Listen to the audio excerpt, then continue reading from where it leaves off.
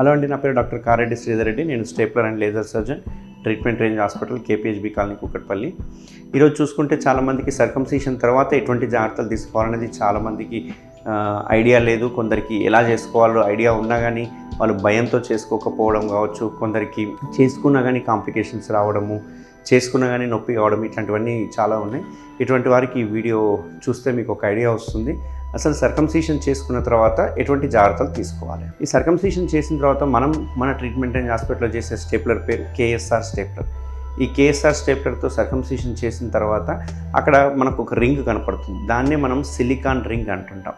ఈ silicon ring మీద pins ఉంటాయి. అంటే ఇక్కడ అల్టిమేట్గా ఏంటి అంటే ఈ పిన్స్ ఏవైతే ఉన్నాయో ఆ పిన్స్ డైరెక్ట్ స్కిన్కి అటాచ్ కాకుండా మధ్యలో సిలికాన్ రింగ్ ఉంటుంది అన్నట్టు.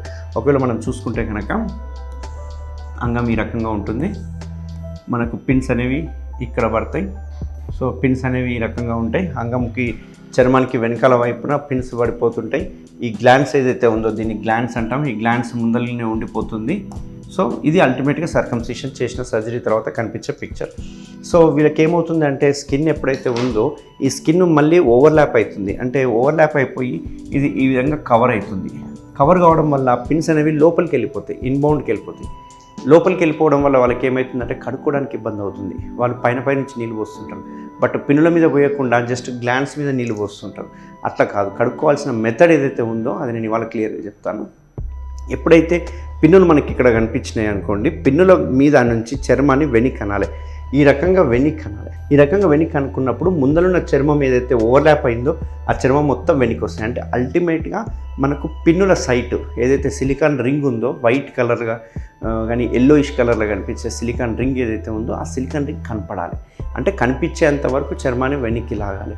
అప్పుడు మనకు ఆ సిలికాన్ రింగు పిన్స్ కనిపిస్తాయి. అక్కడ మనము సబ్బు నీళ్ళు పెట్టి శుభ్రంగా కడుక్కోవడం, చేయి ద్వారానే. ఎటువంటి పరిస్థితుల్లో కాటన్ కానీ ఇంకేదైనా ఇన్స్ట్రుమెంట్లు పెట్టడము, బ్రష్లు పెట్టడం ఇట్లాంటివి చేయకూడదు. ఎందుకంటే అది చాలా సెన్సిటివ్గా ఉంటుంది. సిలికాన్ రింగ్ కూడా చాలా సెన్సిటివ్ ఉంటుంది. సో అక్కడ వేడి నీళ్ళతోటి, సబ్బు నీళ్ళతోటి కడుక్కోవడం వల్ల అక్కడ ఉన్న మైల కావచ్చు, చెమట రూపంలో ఉండొచ్చు కావచ్చు, డస్ట్ కావచ్చు, లేకుంటే ఇంకేదైనా మలినాలు కావాలి, ఇవన్నీ తొలగిపోతుంటాయి అన్నట్టు. సో ఆ ఏరియాలో శుభ్రం చేసుకోవాలి. శుభ్రం చేసుకున్నాక టవల్తో కానీ నాప్కిన్తో కానీ డ్రై చేసేసుకొని దాన్ని వదిలేసేయాలి. అట్లా అట్లీస్ట్ ఒక డేలో 3 times చేస్తే కనుక హీలింగ్ అనేది చాలా ఫాస్ట్ ఉంటుంది. సో ఇది ఓవర్లాప్ అయినప్పుడు పిన్స్ ఓసారి కుచ్చుకుంటూ ఉంటుంది, దానికి గ్లాన్స్ వెళ్ళి కుచ్చుకుంటుంది. ఇది కూడా చాలామంది కంప్లైంట్ చేస్తుంటారు. వీళ్ళకి ఏంది అంటే చిన్న చిట్కా, ఎప్పుడైతే మనకు గ్లాన్స్కి కుచ్చుకొని ఇబ్బంది పడుతున్నారో, ఎందుకంటే ఆబ్వియస్గా అది ఓవర్లాప్ అవుతుంది కాబట్టి ఆ పిన్స్ కానీ సిలికాన్ రింగ్ కానీ కుచ్చుకునే అవకాశాలు ఉంటాయి. సో అది వద్దు అనుకున్న వాళ్ళు, అట్లా ఇబ్బంది పడుతున్న వాళ్ళకి సింపుల్ చిట్కా ఏంటి అంటే చర్మాన్ని కడుక్కునేటప్పుడు ఎలా అయితే వెనక్కి లాగుతామో ఆ లాగిన చోట స్టేప్లర్స్ కనిపిస్తాయి కదా, స్టేప్లర్ కనిపించే పైన ఏదైతే ఉందో గాజ్ పీస్ అని దొరుకుతుంది మార్కెట్లో. జస్ట్ దూది ముక్కలు లాంటివే, కాకపోతే అవి అంటుకోవు కాబట్టి అదొక different kind of dressing material gauze piece అని దొరుకుతుంది. ఆ గాజ్ పీస్ని చుట్టేసేసి వదిలేసేయాలి. వదిలేయడం వల్ల ఏమవుతుందంటే ఓవర్లాప్ అవ్వదు, స్కిన్ అనేది ముందరికి రాదు కాబట్టి కుచ్చుకోవడం కానీ, పెయిన్ రావడం కానీ, లేకపోతే స్వెల్లింగ్ రావడం కానీ ఇవన్నీ అవాయిడ్ చేసుకోవచ్చు అన్నట్టు. అంతేకాకుండా థర్డ్ది ఇంపార్టెంట్ ఏంటి అంటే ఎటువంటి పరిస్థితుల్లో ఎరెక్షన్ అవ్వకూడదు. చాలామంది నా దగ్గరికి పోస్ట్ ఆఫ్ ఏదైతే సర్జరీ తర్వాత వచ్చే వాళ్ళందరూ ఎరెక్షన్ తోటే వస్తుంటారు. ఎరెక్షన్ అయ్యింది అంటే మనం ఎందుకు అంటే అంగం చిన్నగా ఉన్నప్పుడు మనం పిన్నులు కొట్టినాం కాబట్టి అంగం పెద్దగా కాగానే ఆ పిన్నులు విడిపోయే అవకాశాలు ఉంటాయి. హీల్ కాకముందే గ్యాప్ వచ్చే అవకాశాలు ఉంటాయి. కొన్ని సందర్భాల్లో బ్లీడింగ్ వచ్చే అవకాశాలు ఉంటాయి, వాపు వచ్చే అవకాశాలు ఉంటాయి. చాలామందికి చూసుకుంటే కనుక ఇక్కడ వాపు వస్తుంది. ఇక్కడ వాపు ఎందుకు వస్తుంది అంటే అంగం పెద్దగా కావడం వల్ల లింఫాటిక్ అంటే మళ్ళీ బ్యాక్ వెళ్ళకుండా ఇక్కడంతా అబ్స్ట్రక్షన్ అయిపోతుంది, ఇక్కడంతా వాపు వస్తుంది. ఇవన్నీ టెంపరీ. బట్ ఇవన్నీ కూడా మనం అవాయిడ్ చేయాలి. అంటే ఇవన్నీ అవాయిడబుల్ సిచ్యువేషన్స్. ఇవన్నీ అవాయిడ్ చేయాలంటే కనుక మనం ఎటువంటి పరిస్థితుల్లో ఎరెక్షన్ అవ్వకుండా జాగ్రత్తలు తీసుకోవాలి. అలా తీసుకుంటే కనుక ఈ కాంప్లికేషన్స్ ఏమి ఉండవు. ఎటువంటి పరిస్థితుల్లో ఇంటర్కోర్స్ అనేది చేయకూడదు. మనం 1 month వరకు ఇంటర్కోర్స్ని అవాయిడ్ చేయమని చెప్తూ ఉంటాం.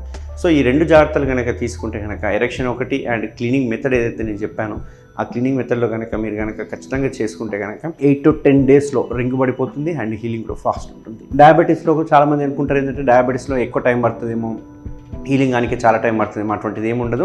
అందరికి ఎలా హీల్ అయ్యిందో డయాబెటీస్ వరకు కూడా అంతే హీల్ అవుతుంది. ఓన్లీ థింగ్ ఏంటంటే మామూలు నార్మల్ పర్సన్స్ ఏదైతే 2 to 3 times చేస్తున్న వాళ్ళు డయాబెటీస్లో ఎక్కువసార్లు చేసుకోవాలి.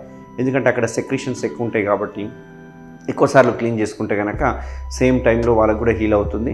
కొందరికి రెడ్ కావడము, కొందరు ముట్టుకుంటేనే నొప్పి కావడము, కొందరు సెన్సిటివిటీ, మెయిన్గా ఇంపార్టెంట్ సెన్సిటివిటీ గురించి మాట్లాడుకోవాలి. ఎందుకంటే ఇన్ని రోజుల వరకు చర్మం అనేది కవర్ ఉంది కాబట్టి గ్లాండ్స్ యొక్క సెన్సిటివిటీ మనకు తెలియలేదు.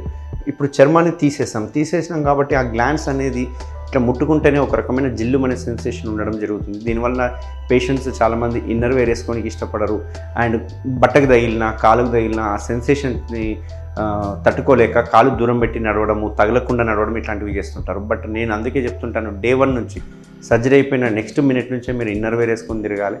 దీనివల్ల అది ఎప్పుడైతే గాలికి తగిలిందో, ఇన్నర్ వేర్స్ తగిలిందో దాని యొక్క సెన్సేషన్ అనేది పోతుంది. ఎందుకంటే మనకు బ్రెయిన్లో మెమొరీలో ఉండిపోతుంది ఆ సెన్సేషన్ అనేది.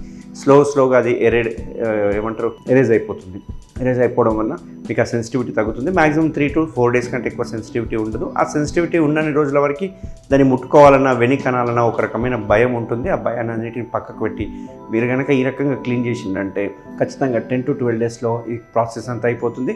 12 daysలో మీరు ఫ్రీ అవ్వచ్చు. పోస్ట్ ఆప్ గురించి మీకు ఇంకేమైనా డౌట్స్ ఉంటే ఖచ్చితంగా నన్ను కన్సల్ట్ అవ్వచ్చు.